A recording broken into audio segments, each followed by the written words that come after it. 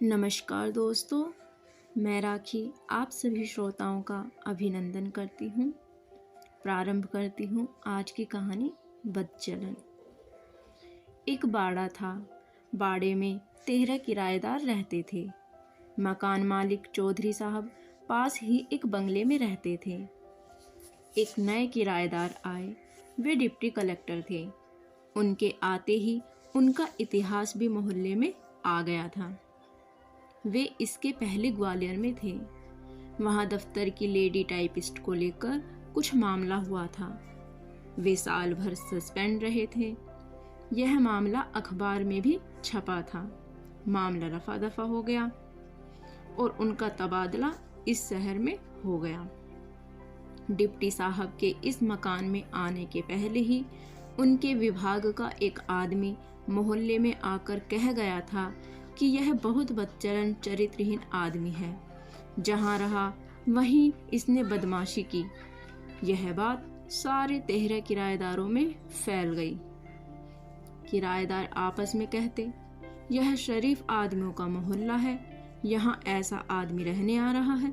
चौधरी साहब ने इस आदमी को मकान देकर अच्छा नहीं किया। कोई कहते, बहू बेटियां सबके घर में हैं, यहाँ ऐसा दुराचारी आदमी रहने आ रहा है, भला शरीफ आदमी यहाँ कैसे रहेंगे। डिप्टी साहब को मालूम था कि मेरे बारे में इधर खबर पहुँच चुकी है।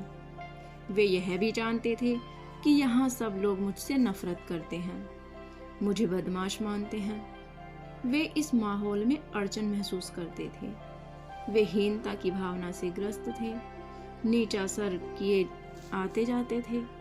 किसी से उनकी दुआ सलाम नहीं होती थी। इधर मोहल्ले के लोग आपस में कहते थे, शरीफों के मोहल्ले में यह बदचलन आ बसा है।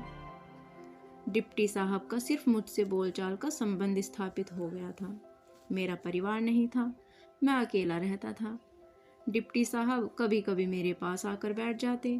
वे अकेले रहते थे, परिवार नहीं लाए थे। एक दिन उन्होंने मुझसे कहा, ये जो मिस्टर दास हैं, ये रेलवे के दूसरे पुल के पास एक औरत के पास जाते हैं। बहुत बदचलन औरत है। दूसरे दिन मैंने देखा उनकी गर्दन थोड़ी सी उठी है।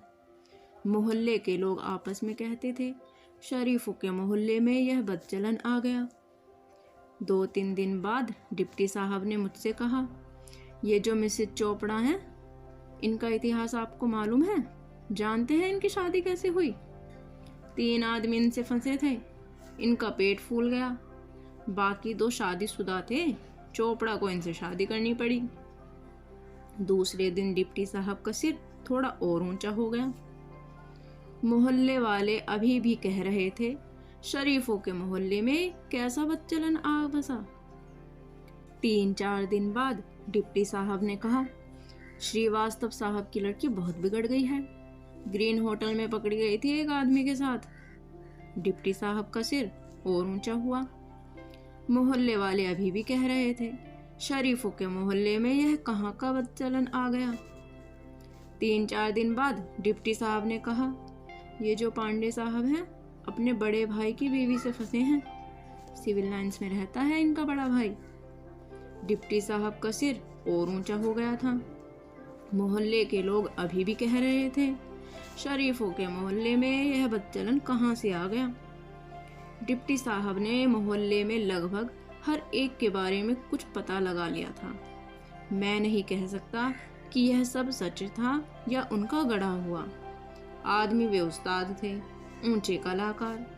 हर बार जब वे किसी की बदचलनी की खबर देते, उनका सिर और ऊंचा हो जाता। अब डिप्टी साहब का सिर पूरा तन गया था। चाल में अकड़ आ गई थी। लोग से दुआ सलाम होने लगी थी। कुछ बात भी कर लेते थे। एक दिन मैंने कहा, बीवी बच्चों को ले आइए ना, अकेले तो तकलीफ होती होगी।